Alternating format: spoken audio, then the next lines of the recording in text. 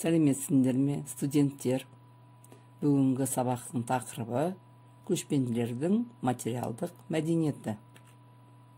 Сабақтың мақсаты көшпенділер баспанасының ерекшелігін түсіну, көшпенділердің қолданбалы өнерінің ерекшеліктерін сипаттау, көшпенділердің өркениетке қосқан үлесін анықтау.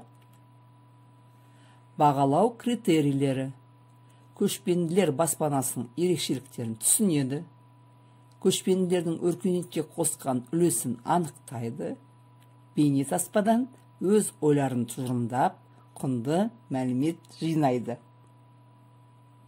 Үй тапсырмасы бойынша мына сұрақтарға жауап береміз. Көшпенділер қандай шаруашылықпен айналысты? Қандай 4 түлікті қолға үйретті? Көшпелі мал шаруашылығы несімен тиімді болды? 4 түліктен қандай өнімдер алынды?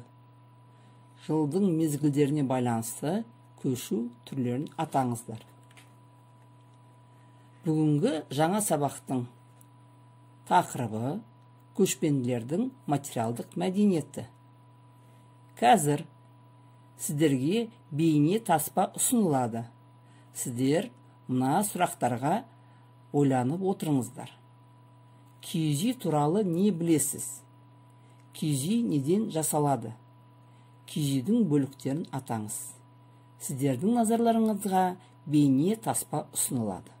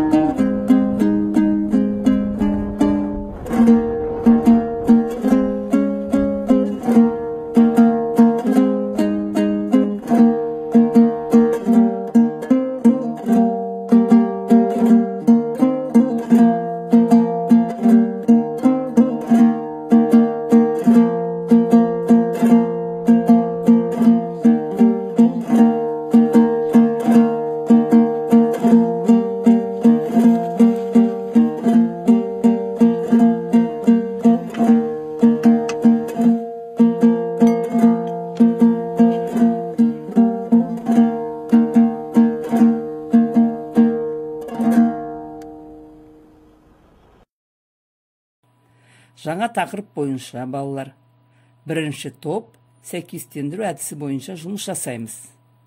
Атаулар мен сипаттама берілген, киіз үйдің құрылымы мен жиһаздарына берілген анықтамаларды атауымен сәйкестендіреміз.